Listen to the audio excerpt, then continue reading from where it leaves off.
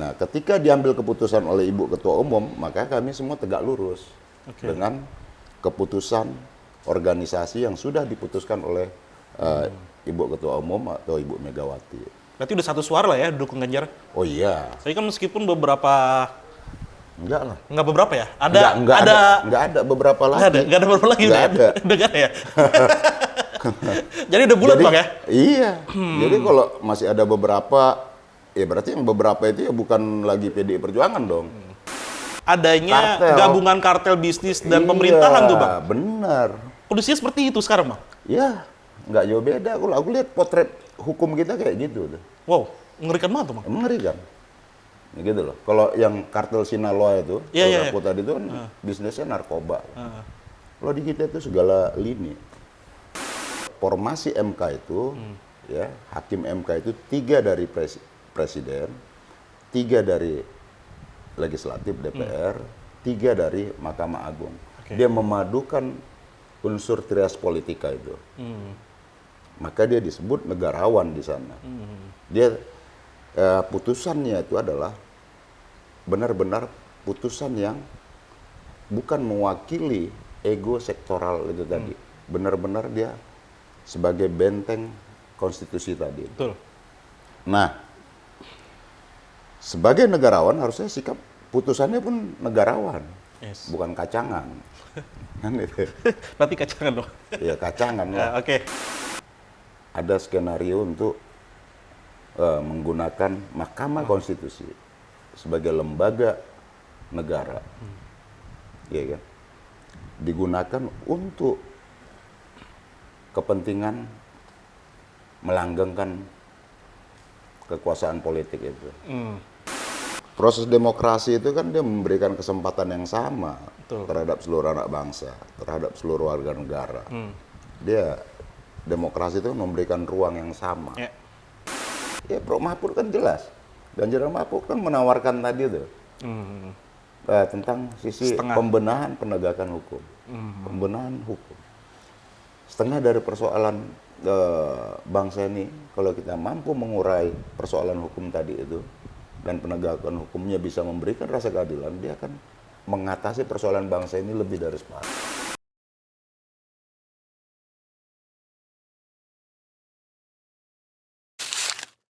Ya, saya Masinton Pasaribu. Siang ini saya berada di Dia Talks. Ikutin dan saksikan perbincangan kami di Dia Talks. Pinjam dulu 100. Pinjam dulu 100. Pinjam dulu 100. Itu lagi debat atau pinjam dulu 100 tuh ya? Bukan pinjam dulu mandat, bukan? Bang, apa kabar Bang? Alhamdulillah baik. Thank you banget Bang, udah tengah kesibukan, lagi padat-padatnya nih ya. Iya, kerennya tempat. Ya. Sekarang lagi apa nih Bang? Lagi sibuk turun ke dapil kah atau sibuk ngurusin pilpres apa gimana nih Bang? Ya, berbarengan lah. Berbarengan ya? Ya kan, turun ke dapil, kemudian ya turun ke dapil itu kewajiban ya. Apalagi ini dalam masa reses ketemu masyarakat, terutama di dapil saya Jakarta Selatan, Jakarta Pusat dan luar negeri. Jadi ya ketemu. Kemudian ya kalau pilpres ya pastilah karena itu keputusan partai, kita harus memenangkan putusan partai seperti itu. Apalagi kami baru kemarin Ibu Ketua Umum, Ibu Megawati beserta Ketua Umum partai-partai pengusung ya Pak Ganjar sudah mengumumkan pasangan beliau sebagai cawapresnya adalah Pak Prof Mahfud MD. Bang, gua sebelum kita ngobrolin tentang dinamika politik terkini nih Bang, sebenarnya gue pengen tahu dulu nih Bang, maksudnya teman-teman yang nonton kan mungkin belum ada yang kenal Abang nih ya. Bisa cerita kelas dikit ke sih Bang, setahu gue kan lu dari Medan Bang ya? Besarnya di Medan kan Bang? Besar di Medan, kecil terus besar di Medan, terus, sampai SMA di Medan. Terus ke Jakarta menjadi aktivis politik itu gimana tuh Bang? Ya, terus kemudian Jakarta merantau, kuliah, terus ikut di pergerakan mahasiswa. Ya itu ketika tahun 97 98 dulu ya di gerakan reformasi dan demokrasi itu. Artinya ya sampai sekarang ya 25 tahun ya perjalanan reformasi kita dan demokrasi kita. Nah, tentu kita dengan segala dinamika politik selama 25 tahunnya kita harus jaga terus proses demokrasi ini dan menjaga agenda-agenda reformasi tadi agar bangsa kita ini mengalami kemajuan-kemajuan terus, khususnya dalam demokrasi. Perbaikan demokrasi lah ya. Iya. Nah berarti sebelum masuk PDI, aktivis dulu, kemudian ikut ribet politik praktisnya di kapalnya PDI nih. PDI Perjuangan bersama partai pertama atau ada partai sebelumnya, Bang? Partai pertama? Partai pertama. Kenapa, Bang? Itu bareng-bareng sama kawan-kawan aktivis dulu. Oke. Bisa dipergerakan. Tahun berapa tuh, Bang, kalau Ada ya Bang, usia KTA saya di PDI Perjuangan tuh secara formal itu masuk sama dengan KTA-nya Bung Budiman kalau dia masih lanjut gitu ya. Oh. Udah enggak. Udah enggak nih. Berarti at least udah hampir 20 tahun, Bang ya? Di PDI ini? Secara formal sejak 2004, Bang. 2004 tuh langsung ini, Bang, ikut pemilihan? Enggak lah. Berapa, Bang? 2009 ya baru ya ikut ya? Kalau saya 2014. Oh, 14 ya? Iya. Ikut pemilihan, menang 2019, menang juga, 2 periode menang. 2 periode. Dan Insya sekarang Allah ini mau ketiga. hat-trick dong ya? Ya, Kita doain. tergantung teman-teman. Amin. Amin. Anies Caimin dong, Bang. Enggak, kalau saya Ganjar Mahfud. Oh, enggak. Kalau aminnya saya penutup doa. Oke. Bang, sekarang berarti difokus di Komisi 3 kan, Bang ya? Enggak. Periode lalu saya di Komisi 3, satu periode. Kemudian sekarang periode kedua ini saya di Komisi 11. Oh, 11. Lagi apa isu yang kalau bisa share recap tentang isu yang sedang ini yang di Komisi 11 itu, Bang? Kalau Komisi 11 itu kan ya perekonomian, ya kan, keuangan, pembangunan. Jadi isu-isunya isu-isu tentang ya perekonomian. Perekonomian, Bang. Iya. Gini, Bang, gue sebenarnya pengen tanya sih, ini juga gue tanyain ke beberapa narsum yang udah lama banget di partai politik gitu, Bang. Karena gini, Bang, gue ngeliatnya untuk anak muda khususnya gitu ya, misalnya riset dari salah satu lembaga survei bilang anak muda sebenarnya tertarik nih dengan politik, cuman enggan masuk partai politik. Sebenarnya kalau Abang lihat sendiri nih, Abang kan proses 20 tahun, berarti dari muda sampai sekarang gitu, masih muda juga gitu kan ya. Muda terus dong. Kalau Abang Muda itu kan semangat. Semangat, betul. Bukan faktor biologis ya, tapi semangat. Semangatnya muda. Kalau Abang lihat sendiri, transformasi partai PDI ini dari awal masuk Abang sampai sekarang tuh seperti apa, Bang, Abang lihat ya? Apalagi kan Abang juga pasti pernah merasakan jadi oposisi, pernah kan pasti.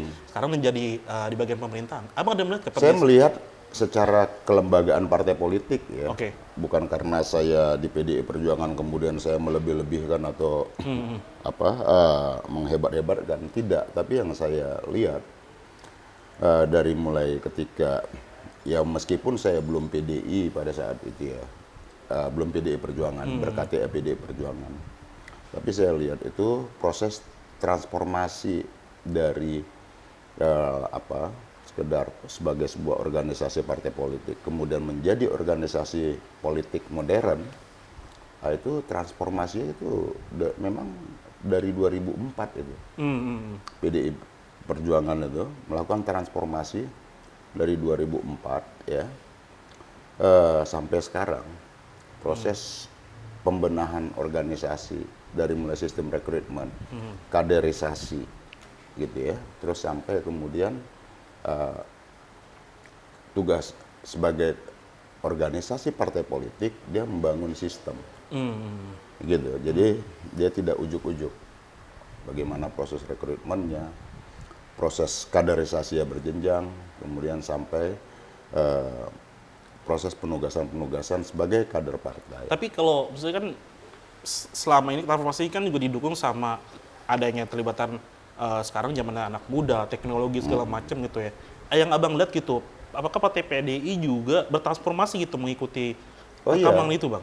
Sebuah organisasi. Apakah itu apakah itu merubah entah itu ideologi atau hal nilai-nilai yang ideologinya justru ideologi itu kan sesuatu yang pakem gitu. Ya kan, nilai. Nah, secara nilai nggak ada yang berubah. Ideologi tetap gitu lah. Nah, umpama ada perkembangan teknologi apa segala macam, justru kan menggunakan teknologi itu untuk mengaplikasikan tentang program-program berkembang ya. Program-program ideologis, program-program perjuangan dalam partai. Nah, jadi umpama kalau di PDI Perjuangan itu kita ada sekolah partai. Oke. Ya, kemudian setiap kader itu ya diwajibkan untuk membaca, mengetahui, dan memahami konteks perjuangan ideologis, nilai-nilai dari perjuangan Bung Karno, nilai-nilai tentang nasionalisme, nilai-nilai tentang kebangsaan. Maka kalau di PDI Perjuangan, Bung nggak akan melihat tuh dalam setiap kontestasi internal maupun ke eksternalnya itu, PDI Perjuangan itu clear tentang isu-isu sektarian maupun isu-isu primordial itu. Oke. Pama dalam pemilihan internal, Pama, ya kan, ranting PAC, wah jangan pilih si Anu Karena sukunya atau segala macam. atau agamanya beda. Di PDI Perjuangan itu clear. Oh, oke. Karena itu salah satu nilai dalam PDI Perjuangan, memperjuangkan dan mempertahankan prinsip-prinsip kebinekaan tadi, kemajemukan dalam kebangsaan itu. Bang, ini kan pemilu 2024 nih, target-target PDI kan mau hat-trick nih, Bang. Insya Allah. Ya, dan salah satu caranya adalah mengusung Pak Ganjar, ya kan, untuk menjadi striker lah bisa dikatakan gitu ya, jadi capres gitu untuk menaikkan suara gitu. Nah, kalau Abang lihat sendiri gitu, dinamika penentuan Pak Ganjar ini, apakah tepat atau kenapa gitu, Bang?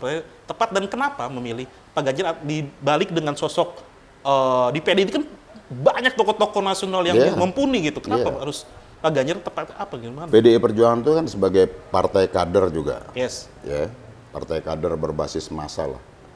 Ya, jadi sebagai sebuah organisasi partai politik, dia tidak hanya mengandalkan kuantitas massa gitu, tapi sebagai organisasi partai politik dia harus bertransformasi pada kualitas tadi. Maka sistem kaderisasi itu penting.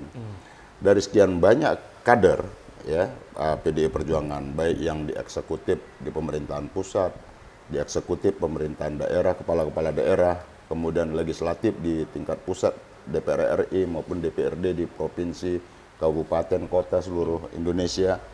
Nah, tentu ada proses penjaringan terhadap mana nih kader-kader yang memang punya potensi, punya dedikasi, kemudian komitmen, loyalitas kerja, dan kemudian juga ideologis gitu ya. Nah, dari sekian banyak yang penjaringan tadi, nama-nama kader-kader tadi kan tentu harus disaring kembali. Nah, disaring kembali. Nah, kemudian dari proses penyaringan itu ya kemudian diputuskan. Nah, diputuskanlah satu nama Pak Ganjar Pranowo.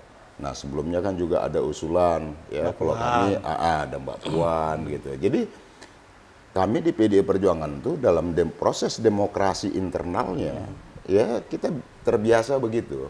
Dinamikanya begitu. Jadi mengusulkan kader-kader yang memang potensial. Nah, bagi kami ini adalah proses dinamika demokrasi tadi itu. Nah, ketika diambil keputusan oleh Ibu Ketua Umum, maka kami semua tegak lurus dengan keputusan organisasi yang sudah diputuskan oleh Ibu Ketua Umum atau Ibu Megawati. Berarti udah satu suara lah ya dukung Ganjar? Oh iya. Saya kan meskipun beberapa...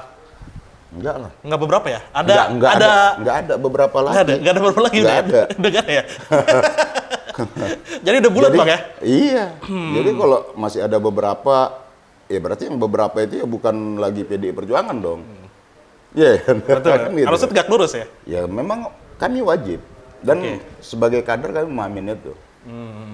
Bang, tadi kita di awal bilang sudah Pak Ganjar sudah, Ibu Megawati dan partai pengusung sudah menentukan pasangan Pak Ganjar nih, Prof. Mahfud. Nah, Prof. Mahfud itu kan dikenal sebagai panglima hukum lah, panglima hukum. Nah, cuman tadi menariknya gitu, Bang. Pidato awalnya itu adalah perihal soal penegakan hukum gitu. Ini sebenarnya, Bang, kalau gua tarik garis belakang gitu ya, 2014 Pak Jokowi dipasangkan oleh Pak JK tuh. Mungkin itu isunya adalah soal ekonomi. Nah, 2019 pasangannya dengan Pak Ma'ruf Amin, Pak Ma'ruf Amin. Itu isunya tentang soal polarisasi, identitas agama, segala macam gitu. Nah, ini apa krusialnya PDI dan partai pengusung ini mendukung Pak Mahfud selain potensi suara ya? Pasti kan ada nilai-nilai yang pengen dibawa nih. Oh iya, pasti. Nah itu bisa cerita Bang, apakah emang ini adalah mau menyelesaikan problem hukum yang ada di sebelumnya ini Bang? Iya, jadi kalau kita lihat proses perjalanan 25 tahun reformasi sejak tahun 98, ya, satu agenda dari perjuangan reformasi dan demokrasi tahun 98 lalu itu adalah supremasi hukum. Kan? Supremasi hukum itu ya, satu diantaranya kemudian KKN. Oke. Iya kan? Nah, penegakan hukum, pemberantasan korupsi salah nepotisme. satunya. Nah, kalau kita lihat dalam proses perjalanan 25 tahun ini, penegakan hukum kita ini titik krusialnya. Ya, apalagi belakangan ini, kalau kita lihat, saya ngeri aja. Saya Ngerinya pernah di gimana? Komisi 3 gitu ya. Jadi kalau kita tonton tuh film, ya film di salah satu media berbayar itu, ya, ada El Capo. El Chapo. Nah, itu bagaimana proses hukum. Oh itu El Chapo, penegakan El Chapo hukum. itu kan adanya Kartel. gabungan kartel bisnis dan Iya, pemerintahan tuh Bang. Benar. Kondisinya seperti itu sekarang Bang. Ya, nggak jauh beda. Kalau aku lihat potret hukum kita kayak gitu tuh. Wow, mengerikan banget tuh Bang. Mengerikan. Ya gitu loh. Kalau yang kartel Sinaloa itu, Iya. tadi itu kan bisnisnya narkoba. Kalau di kita itu segala lini. Bagaimana proses hukum itu bisa diatur. Bagaimana proses hukum itu bisa tidak memiliki satu kepastian. Proses hukum yang tidak adil. Aktor-aktornya siapa? Itu gila loh, Pak. Tapi kan yang jadi pertanyaan sekarang kan ini abang PDI di bawah PDIP. Iya. Dan 10 tahun ini kan PDIP menjadi partai penguasa dan presidennya adalah dari kader PDIP juga Pak Jokowi gitu. Berarti apakah tidak bisa mengkontrol hal yang tadi abang bilang tersebut gitu Bang? Jadi begini, kalau kita lihat umpama bahwa kita partai pengusung, iya gitu loh. Nah, apakah di dalam pemerintahan ini hanya PDI kan tidak? Oke. Iya kan. Nah, kemudian kan juga kita nggak mungkin juga mengintervensi kewenangan-kewenangan presiden. Kita kan nggak ingin presidennya seperti yang dituduhkan boneka gitu ya. Kita tidak ingin menjadikan presiden seperti boneka kan gitu. Nah tentu kita harus hormati prerogatif beliau sebagai kepala negara dan kepala pemerintahan. Nah tentu ketika kita bicara penegakan hukum ini kita bukan bicara ingin menyalahkan siapa-siapa. Oke. Tetapi ini ada satu problem serius yang harus kita benahi. Nah gitu loh. Dan itu Bukan untuk menyalahkan siapa-siapa. dirasakan oleh kader-kader sampai Ibu Megawati pun. Ya saya rasa semua kita juga merasakan. Ada nggak sih sisi penegakan hukum hari ini? Gitu loh, sisi penegakan hukum yang berkeadilan. Bagaimana sih perilaku aparat penegak hukum hari ini? Umpama ada atasannya membunuh bawahannya, ada tiba-tiba yang atasannya menembak bawahannya. Kanjuruhan misalnya. Iya, ada banyak problem. Konflik investasi. Ada banyak, Pak. Dan keadilan itu kan sesuatu yang langsung bersentuhan dan bisa dirasakan. Nah, itu yang kita lihat. Bagaimana hukum itu, ya orang merasakan, wah itu nggak adil. Oke. Iya kan, sesuatu yang bisa dirasakan. Nah, karena apapun hukum itu kan ada di tengah-tengah masyarakat. Ya. Keadilan itu kan bisa langsung dirasakan masyarakat. Berarti PR-nya presiden selanjutnya itu lumayan besar, Ya, Bang? kalau seperti yang disampaikan Prof. Mahfud dan juga disampaikan oleh Bu Mega, kalau penegakan hukum ini bisa kita benahi, separuh dari persoalan bangsa ini bisa Selesai. teratasi, Ya. gitulah kira-kira. Nah, maka kalau kita melihat ya, penegakan hukum ini kan dia tidak cukup hanya ya itu tadi reformasi tentang sistem penegakan hukum dalam sisi strukturalnya, perundang-undangannya apa segala macam. Tapi kan juga mentalitas. Yes. Iya kan. Nah, mentalitas penegakan hukum kita, aparatur penegakan hukum kita kan ya maaf-maaf aja gitu loh, masih masalah. Saya ketika rame-rame kasus Sambo pada saat itu ya, yang menjadi poin ini saya adalah, cuman saya nggak di Komisi 3 lagi, tapi saya sampaikan ke teman-teman, itu coba dievaluasi kembali sistem rekrutmen Akpol. Dipotong dulu. Harus dilakukan moratorium penerimaan Akpol. Karena bagi saya, maaf ini ya, saya memandang bahwa salah satu problem ya di kepolisian itu adalah di di Akpol tadi. Dia harus dipangkas dulu tuh. Senior ke juniornya gitu. Diputus dulu tuh rantai ininya ya. Kalau katakan tuh kalau di moratorium 5 tahun tuh. Ya. Dia dari tidak ada di Akpol, penerimaan tetap dari sarjana apa segala macam gitu ya. Dipangkas dulu tuh rantai ininya nih. Calon-calon perwira lah itu ya. Iya, rantai senior junior yang kemudian ya maaf tuh kakak lettingnya, kakak asuhnya justru mengajak juniornya tadi itu untuk ikut sikap perilaku seniornya tadi yang dalam tanda petik tanggap tuh nggak sesuai menularkan virus yang nggak bikin dia nggak sehat. Nih gue lumayan jadi tegang nih ya ngobrolnya ya. Jadi wow banget gitu ya permasalahan hukum gini ya Bang. Itu kita baru dari bicara satu di institusi kepolisian. Belum lagi kejaksaan. MK Bang. Belum lagi hakim. Sampai kemudian di MK. MK ya. Bentar Bang. Yang sekarang berada di titik nadir ya menurut saya tuh. Gua akan ke MK Bang. Satu pertanyaan dulu nih Bang. Setelah kemarin deklarasi ya Pak Mahfud segala macam itu, Mbak Puan tuh ngeluarin statement wartawan ketika nanya Pak Jokowi kok tahu nggak nih dengan penunjukan Pak Mahfud, dan juga ditanya bagaimana sikap Pak Jokowi gitu kan. Mbak Puan bilang tanyakan aja langsung. Iya. Nah ini pesan apa nih Bang? Apakah ini menunjukkan bahwasannya emang Pak Jokowi quote and quote ya Bang ya sudah tidak bukan diterima ya, di advice lah masukan-masukannya atau enggak memang sudah ada konflik internal di dalam PDIP itu sendiri Bang? Bocoran dong Mas. Kalau di PDI nggak ada konflik internal. Oh, nggak ada konflik nggak ada konflik internal. Oke. Nah, itu kan ketika beliau Mbak Puan ditanyakan wartawan kan seperti yang tadi sampaikan, beliau merespon itu. Kalau menanya tentang sikap Jokowi ya jangan tanya ke saya dong, tanya beliau. Iya dong. Iya betul. Kalau saya juga ditanyakan hal yang sama, ya pasti ya tanya beliau lah. Umpama saya ditanyakan teman-teman nih, nanya tentang Bung, yang pas Bung ada di mana gitu. Iya kan? Ya tanya beliau. Masa kok tanya aku kan kira-kira. Oke deh, gue rubah pertanyaannya nih Bang. Menurut Abang deh, analis Abang nih, maksudnya yang beredar saat ini kan adalah adanya Pak Jokowi yang emang bukan menginginkan ya, maksudnya pengen ada di pihaknya Prabowo lah gitu secara kasar gitu ya.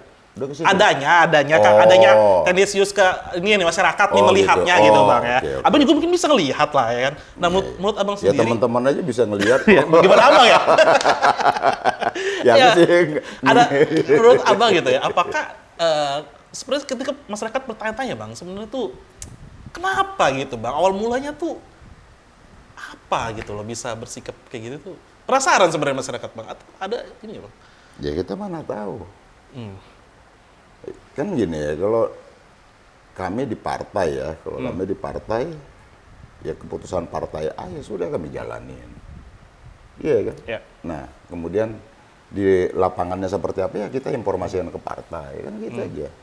Nah, kalau antara presiden, ya, kebetulan Pak Jokowi dari PDI Perjuangan, kita kan itu tadi seperti saya katakan, kita kan nggak mungkin bisa masuk jauh mengintervensi kewenangan presiden, langkah-langkah presiden kan begitu.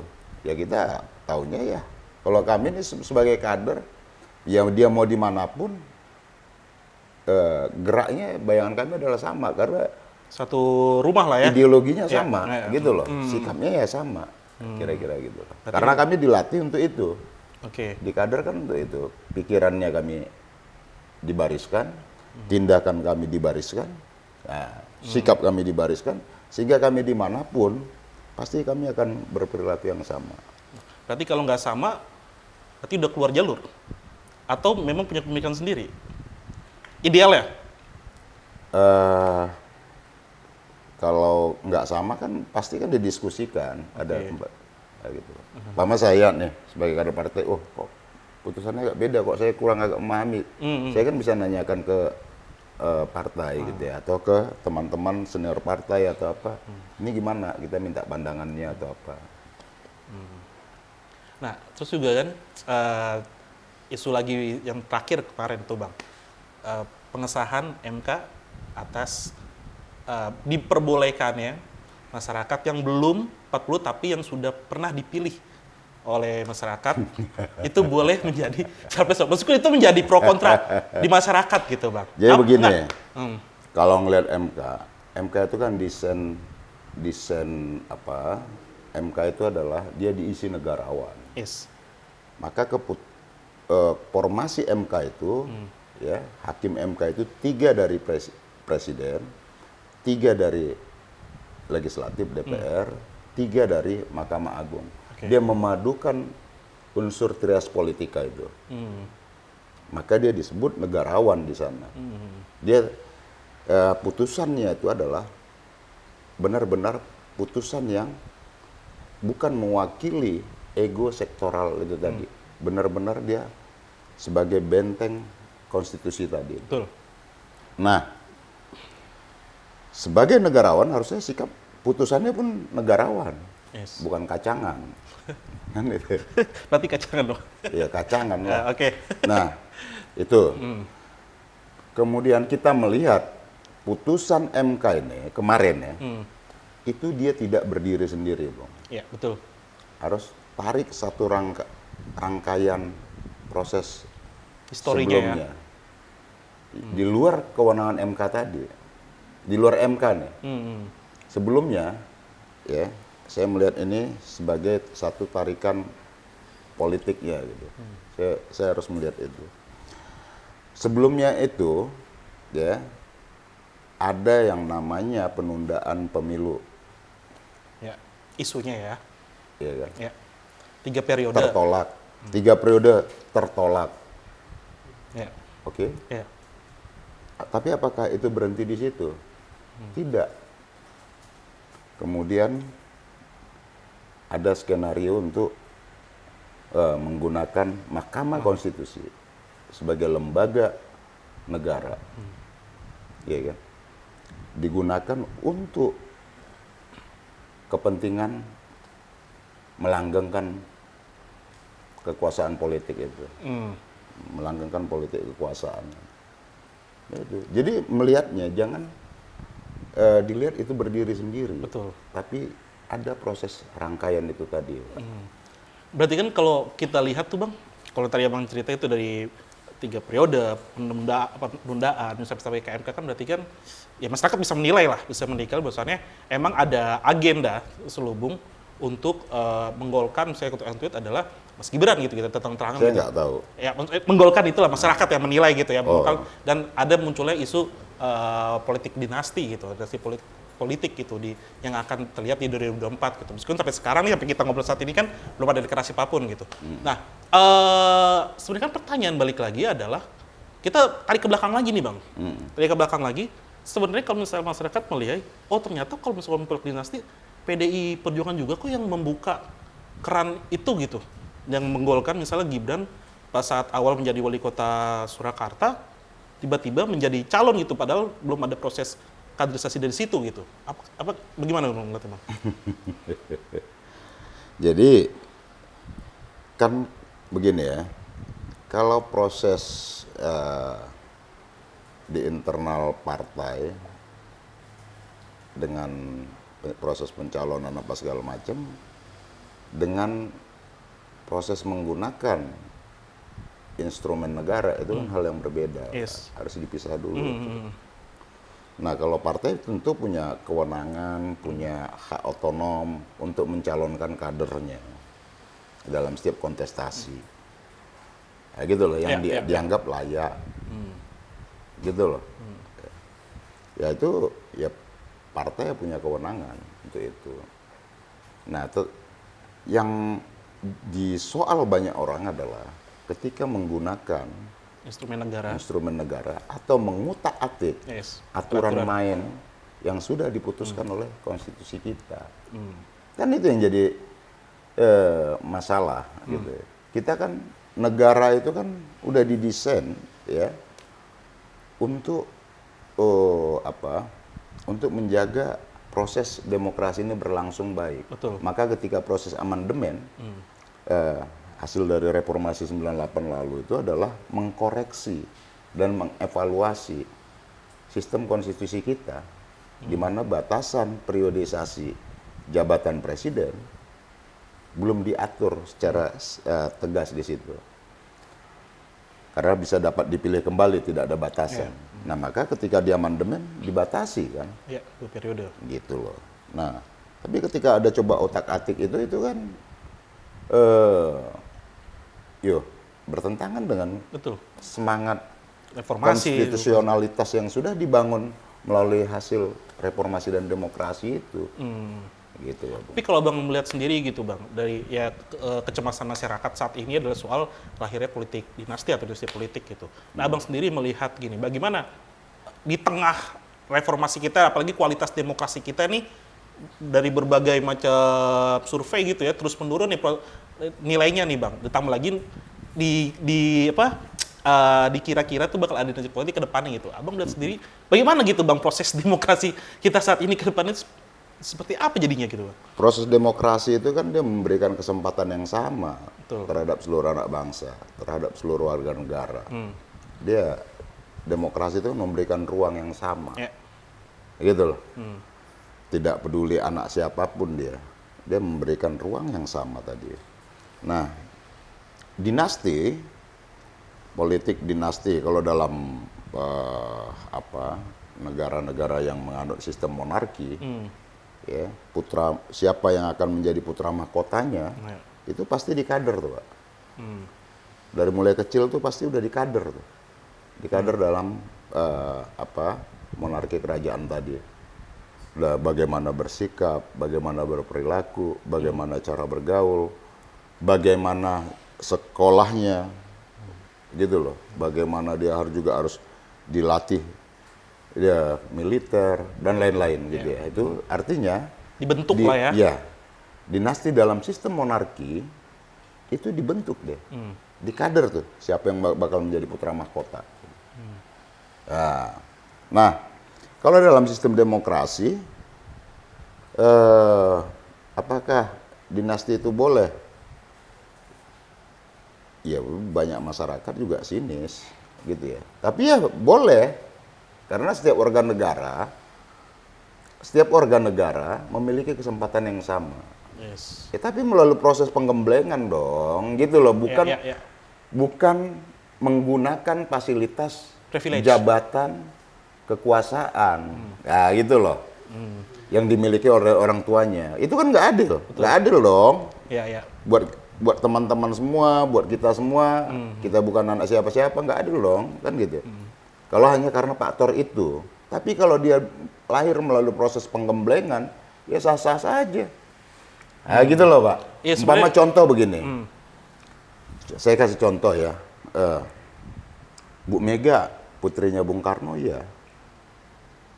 Tapi apa Bu Mega lahir dari proses privilege fasilitas yang diberikan oleh Bung Karno pada masa berkuasa? Kan tidak.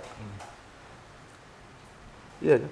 Bu Mega tumbuh setelah Bung Karno wafat. Beliau berjuang dengan caranya. Itu Pak. Itulah demokrasi. Berarti kan ini sebenarnya adalah, kalau bisa dikatakan pada ilmuwan politik itu ada namanya paradoks demokrasi Bang ya.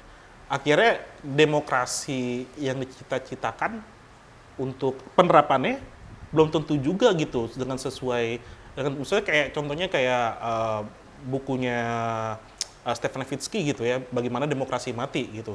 Salah satunya adalah orang-orang yang nggak punya kredibilitas atau segala macam dengan adanya demokrasi bisa juga tuh. Jadi nggak ada pagar bang, nggak ada pagar yang sifatnya itu memfilterisasi para pemimpin-pemimpin yang baik yang akhirnya masuk ke masyarakat gitu. Gue ngomongin rada jauh nih bang ya, secara holistik gitu bang ya. Kalau abang melihat sendiri gitu ya, apakah ke depannya proses sistem apa gitu bang yang bisa dibuat agar proses demokrasi kita ini untuk menciptakan pemimpin ini lebih berkualitas gitu bang? Ya prosesnya kan sebenarnya hulunya itu di partai politik. Yes, partai politik betul. Iya ya. Karena jabatan politik formal itu salah satu penggemblengan ininya pencalonan dan lain-lain itu adalah partai politik. Maka hulunya kalau sistem rekrutmen kaderisasinya bagus di partai politik, maka dia akan outputnya pun akan melahirkan kader yang baik, kader yang handal, gitu loh.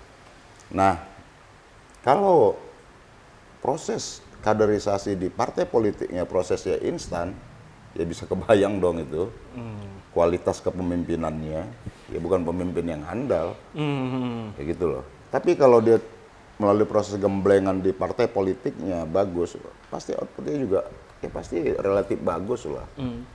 Sebenarnya baik, gue kemarin tuh dengar ini bang, statement dari Fahri Hamzah tuh, saat ini pemimpin kita ditentukan oleh selera pasar, bukan berdasarkan yang tadi abang bilang itu, kualitas segala macam. Berarti ini apakah menjadi catatan penting juga buat partai politik untuk tidak mengikuti selera pasar, tapi melihat kredibilitas dan berbagai macam hal kepemimpinan. Sistem saat ini memang, ya di satu sisi harus melihat selera pasar, di sisi yang lain pasar masyarakat tadi itu yang ngelihat harusnya yang berkualitas dong, kan kira-kira gitu. Seleksinya kan tetap ada penentuan ininya kan ada pada pilihan masyarakat. Nah memang ya agak absurd juga sih. Di satu sisi kita ingin kepemimpinan yang handal, berkualitas, punya integritas baik, gitu kan? Namun orang yang punya integritas, punya ide baik, punya komitmen yang bagus, tapi nggak populer. Dianggap tidak populer di masyarakat, kadang gitu kan, tidak dipilih. Tapi ada orang yang sama sekali nggak punya kualitas apapun, ya cuman karena modal popularitas, modal gimmick ya. Modal gimmick aja, malah disukai masyarakat. Ini kan, ini kan ininya problematik ininya. Nah jadi kalau kita melihat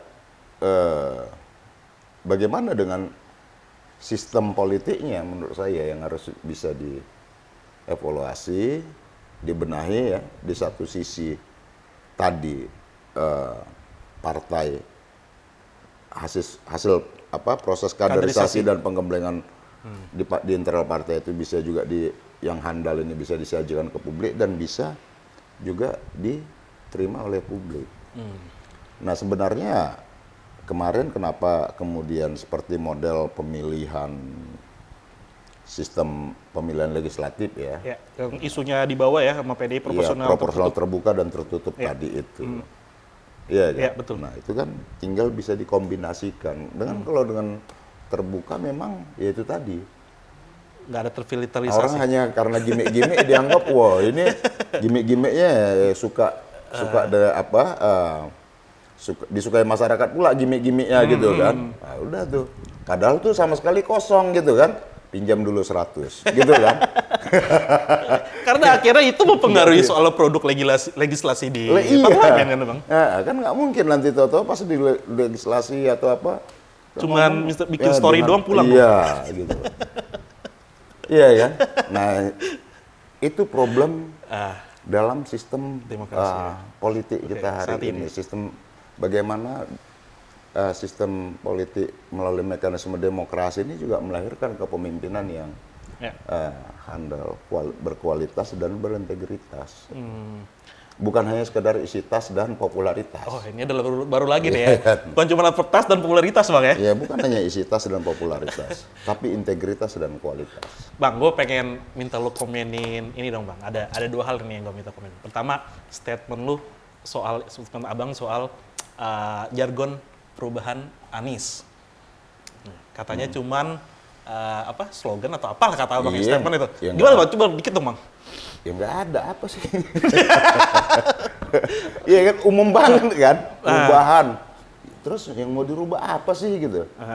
Kan tadi banyak kita udah ngobrolin soal hukum segala macam. Iya, kalau ini kan jelas ya. Kalau ini apa yang mau dirubah gitu loh.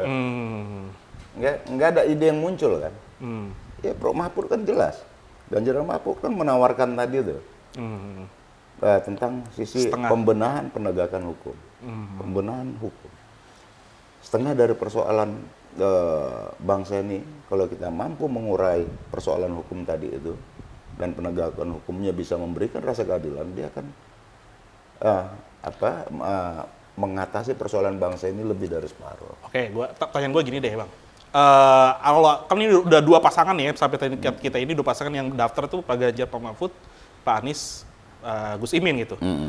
Abang melihat sendiri, Abang jelas lah Ganjar, Prof Mahfud gitu. Pasti. Abang melihatnya apakah sebanding lawannya adalah Pak Anies dan Gus Imin ini, Bang? Kalau Abang melihat sendiri, gitu. Melihat profil ini, bagaimana melihat nanti pemilu itu kandidat ini ya? Untuk dua kandidat ya, ini. Sementara dua kandidat ini gitu. Untuk sementara. Sementara kan satu lagi belum, Bang. Menurut saya sih ya bagus lah. Kita kan harus sambut pemilu ini dengan kontestasi gagasan. Bukan kontestasi kebencian. Demokrasi ini kan harus kita jalani dengan satu proses menghargai perbedaan. Iya kan? Nah, justru saya melihat bahwa ini sama-sama alumni Jogja. UGM semua tuh, Bang. UGM men semua itu ya? Iya. Prof Mahfud, S2-nya UGM. S2 UGM. S1 UI kan. UI, betul. Tapi kan semua nih berproses di Jogja semua nih. Ini kan Jogja men semua nih. Anak Jogja nih. Nah, kita tunggu anak di luar Jogja nih. Tapi saya yakin yang memenangkan kontestasi kali ini anak Jogja lagi. Anak Jogja lagi? Iya. Ya tapi ya Ganjar dan Mahfud. Kalau saya ya. Tapi kalau kontestasi, ide gagasan nanti itu pasti yang mendominasi ini ya pasangan dari Jogja tadi, alumni Jogja lah ya yang pernah kuliah di Jogja tadi. Kalau saya melihat dua pasangan ini ya kayaknya penuh dengan gagasan. Dan itu sebenarnya yang disukai masyarakat ada yang gagasan mengawang-awang, ada gagasan yang konkret. Langsung aja ya. Nah, kalau yang lainnya kayak bukan alumni Jogja. Miskin gagasan kayaknya. Kalau Jogja kan tradisinya memang jelas ya, diskusi, dialektika. Iya. Nah, gitu loh, tradisinya diskursus pemikiran, ide, gagasan, diskursus intelektual itu kan memang itu khasnya Jogja. Dari mulai kita kuliah sampai sekarang itu khasnya Jogja di situ. Jadi menarik nih nanti. Iya kan? Kelihatannya oke lah. Buat kita asik gitu loh. Dan memang harus seperti itu. Jadi bukan perangan gimmick lah ya? Oh iya, bukan gimmick. Jadi bukan joget-joget berarti Bang. Yang satu gagasan ada yang mengawang-awang gagasannya kan. Kemudian yang satu pasangan lagi menawarkan gagasan yang konkret. Iya kan? Nah, kalau Ganjar Mahfud pasti konkret tuh. Nah, cuman yang di luar Jogja nih. Nah, ini kita nggak tahu nih gagasannya apa. Jangan marah-marah mulu lagi kan. Gebrak-gebrak atau apa. Kira-kira gitu kan. Ya tapi yang menarik sih. Ya gitu lah. Jadi kan publik akan melihat tuh ya. Sebelum dia memutuskan pilihan gitu ya. Akan punya preferensi yang menarik gitu. Demokrasi itu memang harusnya begitu. Kontestasi ide dan gagasan, Mbak. Menarik. Bang, ini pertanyaan hampir terakhir nih, Bang. Dua terakhir nih. Gue capture di masyarakat gitu Bang ya. Melihat bahwasannya ada asumsi, wah nih Prabowo dan juga ya timnya lah, Prabowo dan timnya ini dikatakan memecah belah nih PDI dan Jokowi gitu. Nah, yang memaksa misalnya yang masyarakat ini yang memaksa Gibran untuk jadi Prabowo, segala mengambil dari PDI segala macam itu adalah bukti untuk Prabowo itu pengennya ada keributan antara PDI dan Jokowi gitu. Maksudnya saya pengen tanya ke abang gitu, kacamata abang aja sendiri gitu ya. Bagaimana abang melihat situasi yang saat ini terkini sedang terjadi itu seperti apa bang lihat bang? Enggak lah, kalau Pak Prabowo pasti nggak berpikiran ingin memecah antara Pak Jokowi dengan PDI Bu Mega lah ya? Tidak lah, gitu loh. Tapi kalau asumsi-asumsi di luar itu, ya namanya asumsi-asumsi liar di apa, kita kan ya kalau saya nggak mungkin komentarin itu kan asumsi, tapi kalau saya lihat Pak Prabowo nggak seperti itulah kira-kira. Tetapi ya sebenarnya proses ya tugas partai politik adalah itu tadi rekrutmen dan kaderisasi. Selain dia melakukan agregasi gitu ya fungsi-fungsi itu. Tapi ya kalau di partai politik itu kita kan ada inilah ya komunikasi antar partai politik ketika umpama satu kader, umpama kalau dalam pilkada tuh ya, kadernya mau kita usung atau apa, mau kita pasangkan, pasti kan ada komunikasi-komunikasi seperti itu. Gue pengen nanya nih bang, asumsinya kalau misalnya jadi Pak Prabowo dengan Mas Gibran, oh iya, gimana bang melihatnya?